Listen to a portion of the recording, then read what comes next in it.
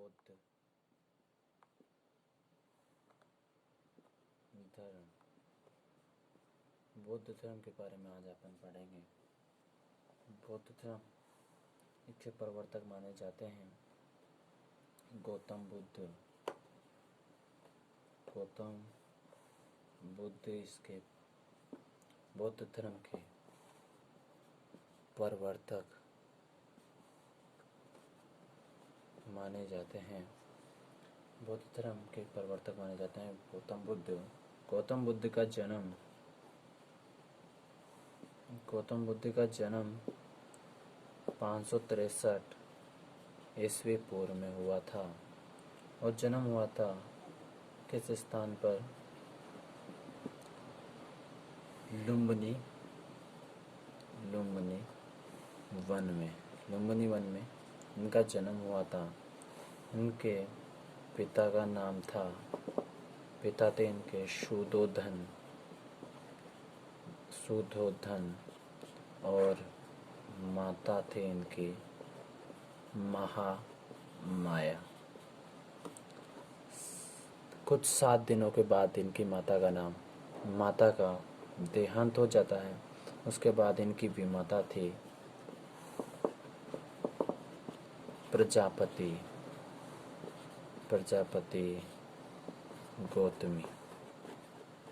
प्रजापति गौतमी इनकी माता थी। उसके बाद बात करते हैं अपन। तो इन गौतम बुद्ध मतलब गौतम बुद्ध के जीवन में 4 चीज़ ऐसी हुई जिसे देखकर उनका जीवन चेंज हो गया। पहला तो वृद्ध व्यक्ति, दूसरा एक सन्यासी को देखकर इनका जीवन चेंज हो गया। और तीसरा इन्होंने देखा एक व्याधिग्रस्त यानी कि बीमार व्यक्ति। और चौथा इन्होंने देखा क्या? मृत व्यक्ति। इन सभी को देखकर इनका जीवन चेंज हो जाता है। इनका दिमाग अलग से काम करने लगता है। आगे बात करते हैं तो इन्होंने 29 वर्ष की आयु में गृह त्याग कर दिया था। इस घटना को बौद्ध साहित्य में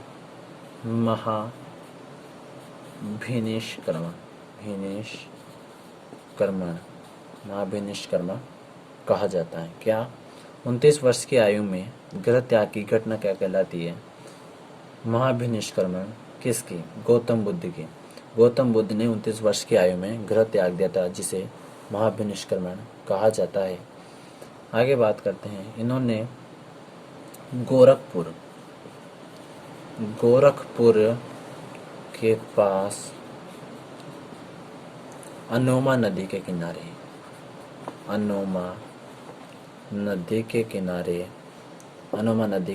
क्या किया था? ध्यान करना स्टार्ट किया था।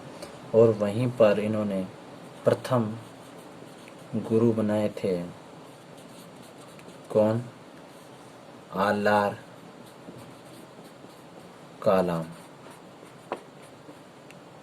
कालाम, जो कहाँ के थे? जो निवासी थे कौशल के रहने वाले थे। देखिए, शुरू से एक बार फिर रिपीट मारता हूँ।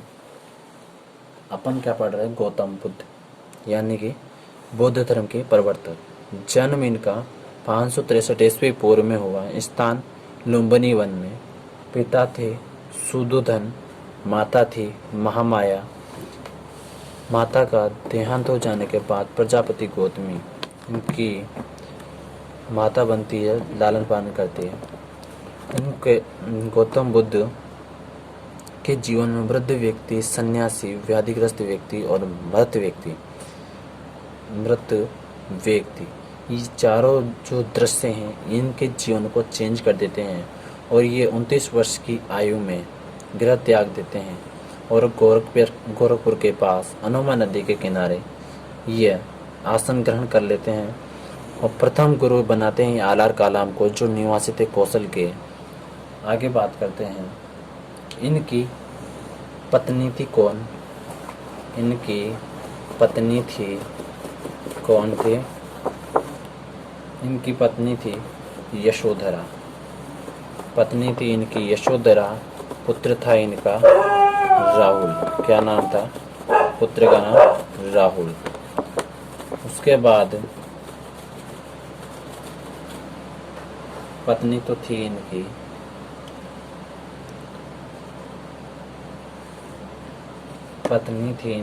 यशोधरा।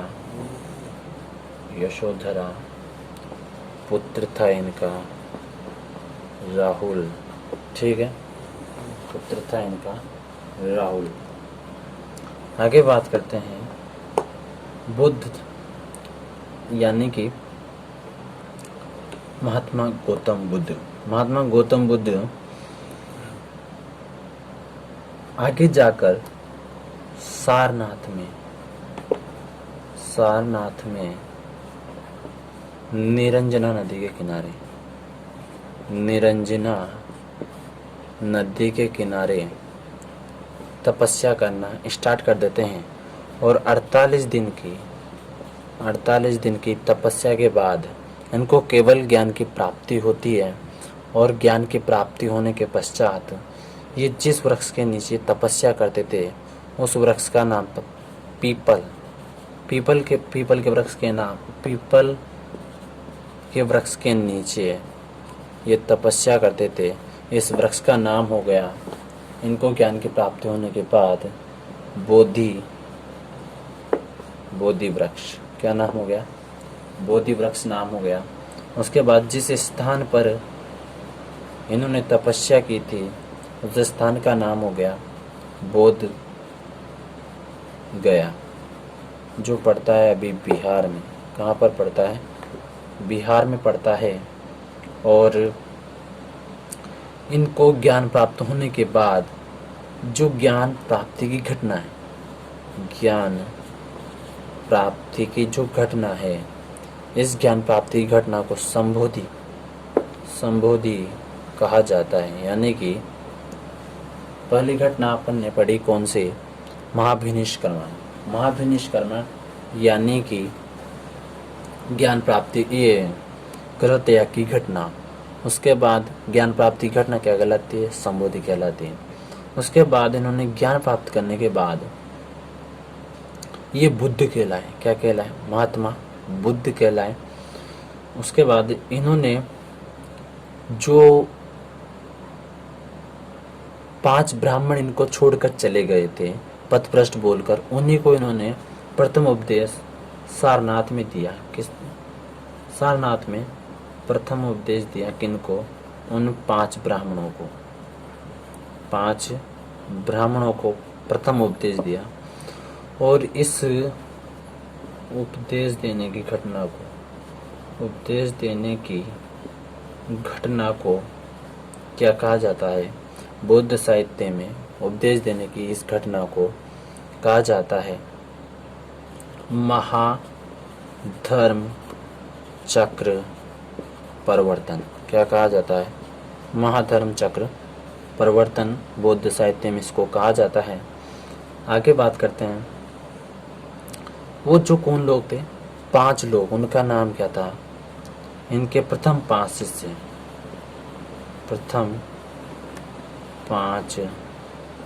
शिष्य कौन थे? वो जो ब्राह्मण थे, एक तो था अश्वजीत, दूसरा था श्रेयपुत्र, तीसरा था आनंद और चौथा था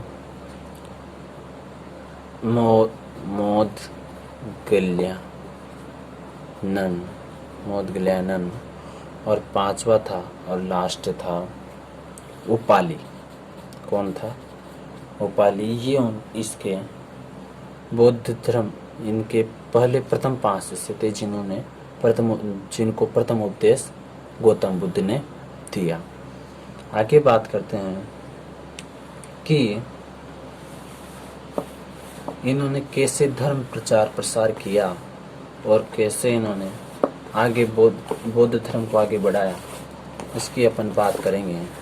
कैसे बौद्ध संगीतियाँ हुई और क्या क्या बौद्ध धर्म में अलग अलग संप्रदाय होते हैं, उनकी अपन बात करेंगे। देखिए, इनका 80 वर्ष की आयु में 80 वर्ष की आयु में मृत्यु हो जाती है। क्या हो जाती है? मृत्यु हो जाती है। इस मृत्यु हो जाने को, यानी कि बुद्ध की मृत्यु होने को बुद्ध साहित्य में महापरिनिर्वाण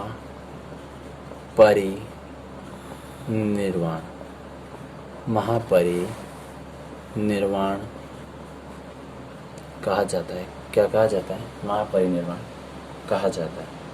देखिए, पहली घटना कौन सी थी? पहली घटना थी 29 वर्ष की आयु में घर का त्याग कर देना, जिसे क्या कहा जाता है?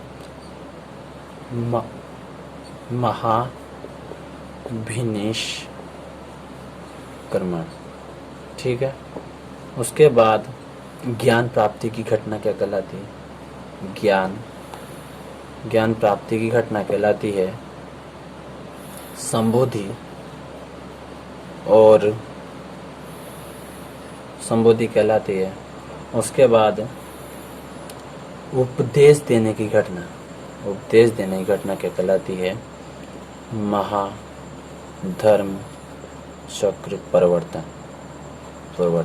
क्या कहलाती है? महाधर्म चक्र परिवर्तन। ये 4 घटनाएं। पहला तो महापरिनिर्वाण, जो 80 वर्ष की आयु में उनकी मृत्यु हुई, उसे महापरिनिर्वाण कहते हैं। 29 वर्ष की आयु में महाभिनिष्क्रमण, घर त्याग दिया। उसके बाद संबोधि, ज्ञान प्राप्ति की घटना।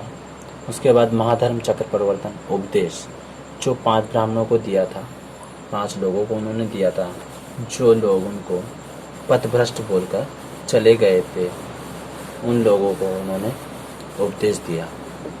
आगे बात करते हैं तो इनके बौद्ध साहित्य की बात करेंगे। बौद्ध साहित्य में इनका एक ग्रंथ है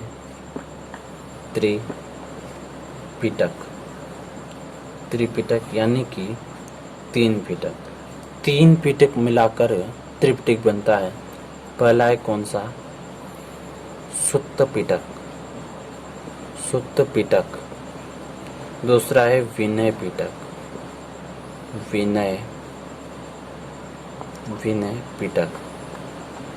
और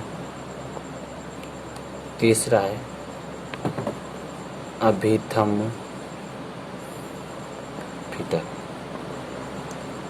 त्रिपिटक है बौद्ध साहित्य, मतलब जैसे अपने भगवत गीता होती है, उसी प्रकार इनके बौद्ध साहित्य में त्रिपिटक एक ग्रंथ है, जो कि धार्मिक ग्रंथ है। ये 3 पिटकों से मिलकर बना हुआ है। सुत्त पिटक, विनय पिटक, अभिधम्म पिटक। जो बाद में जोड़ा गया वह अभिधम्म पिटक है। ठीक है। बौद्ध साहित्य में एक लेखक है। लेखक क्या? एक मतलब बौद्ध भिक्षु था, उसका नाम था क्या? नागसेन ने जो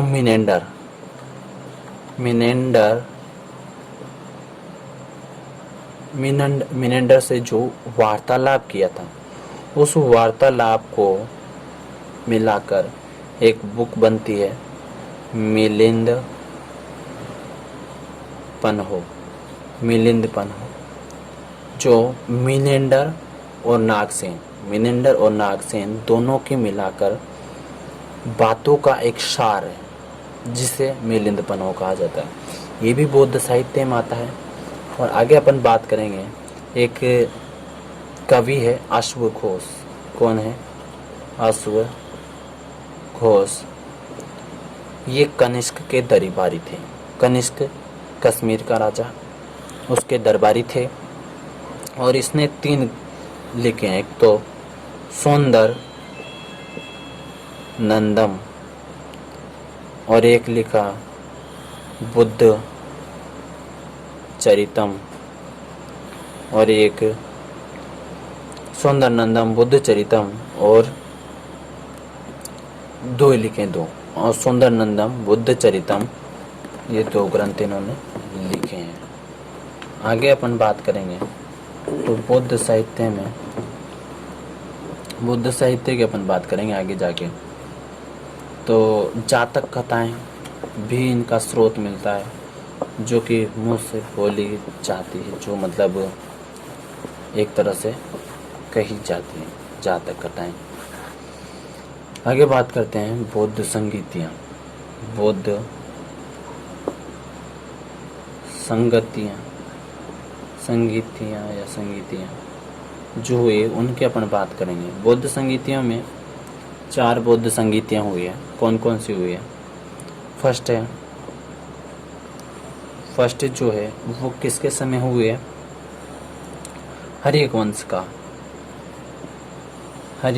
का कौन था? हर्यक वंश का था अजातशत्रु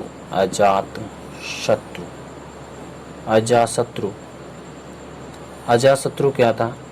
हर्यक वंश का शासक था। उस टाइम फर्स्ट संगीति हुई थी, प्रथम बौद्ध संगीति हुई थी 483 ईस्वी पूर्व, जिस टाइम गौतम बुद्ध की मृत्यु हुई। और इसका अध्यक्ष था कौन? इसका अध्यक्ष था महाकश्यप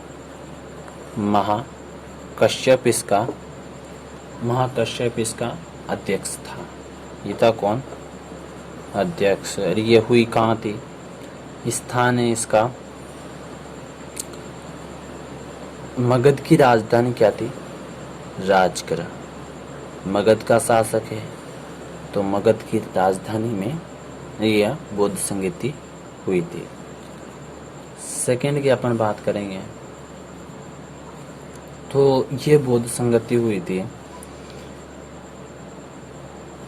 शिशुनाग वंश का था शासक। शिशुनाग वंश का शासक था कौन?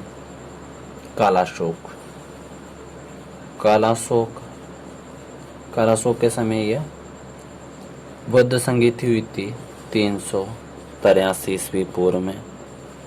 383 ईस्वी पूर्व में हुई थी। और यहाँ पर अध्यक्ष था साबक मीर। ठीक है, ये हुई थी कहाँ पर? वैशाली में। कहाँ पर हुई थी? वैशाली में। उसके बाद तीसरी बौद्ध संगीति हुई थी, थर्ड बौद्ध संगीति हुई थी अशोक के समय। अशोक आप जानते ही हैं, मौर्य वंश का शासक था अशोक। ये हुई थी 251 ईस्वी पूर्व में। और इसका अध्यक्ष था मोगली पुत्र तिस्स इसका। और ये हुई कहाँ थी? ये हुई थी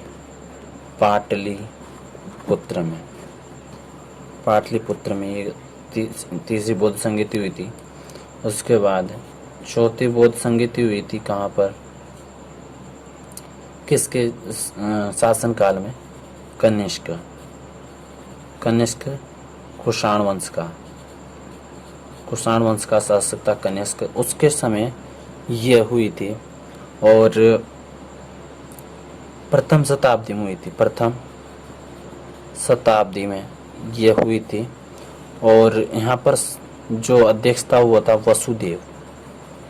वसुदेव इसका क्या था? अध्यक्ष था। और ये हुई थी कहाँ पर? कुंडल वन में हुई थी, जो कश्मीर में है। ठीक है, ये 4 बौद्ध संगीतियाँ हुई थी। पहली कौन सी है? पहले अपन बात करेंगे फर्स्ट हर्यक वंश का था अजातशत्रु 483 ईस्वी पूर्व, और राजगृह में यह हुई थी। और महाकश्यप इसका अध्यक्ष था। दूसरी हुई शिशुनाग वंश का था काला अशोक, 383 ईस्वी पूर्व, साबक मीर इसका अध्यक्ष था और वैशाली में यह हुई। तीसरी बौद्ध संगीत हुई अशोक, जो मौर्य वंश का था, 251 ईस्वी पूर्व में यह हुई और इसका अध्यक्ष था मोगलीपुत्र तिस्य, जो पाटलिपुत्र में यह बौद्ध संगीति हुई। उसके बाद चौथी बौद्ध संगीति हुई कनिष्क के समय, जो कुषाण वंश का था, प्रथम शताब्दी में यह मानी हुई और वसुदेव यहाँ पर अध्यक्ष था और कुंडलवन कश्मीर में यह हुई थी। आगे बात करेंगे कि कौन कौन से संप्रदाय इसमें चलते हैं। एक बात और इम्पोर्टेंट है, अशोक की जो बौद्ध संगीति हुई थी इसमें सुत्त पिटक और विनय पिटक ये तो पहले से दोनों थे, साथ ही साथ अभिधम्म पिटक को भी मिलाकर त्रिपिटक कहलाए थे। कब? तीसरी बौद्ध संगीति में। ये आप विशेष ध्यान रखें। आगे बात करते हैं तो यहाँ पर मतलब 3 भागों में बौद्ध धर्म बटा हुआ है। कौन कौन से 3 भाग? कौन से? एक तो हीनयान, एक महायान और एक वज्रयान। हीनयान जो होते हैं वो संप्रदाय, मतलब बौद्ध धर्म में वो संप्रदाय होता है हीनयान, जो मतलब चीज़ों को चेंज करके नहीं, बल्कि जैसा का जैसा परंपरागत रूप में चीज़ों को अपनाता है। और महायान जो क्या चीज़ों को चेंज कर देता है, मतलब उनको बदल देता है। जैसे मूर्ति पूजा, उसमें नई चीज़ आ गई, ऐसे। और वज्रयान यानी कि जो कि महात्मा बुद्ध को क्या बताता है, महात्मा बुद्ध को एक अलौकिक पुरुष मानकर पूजा करता है। ये बौद्ध धर्म के बारे में कुछ विशेष बातें थी जो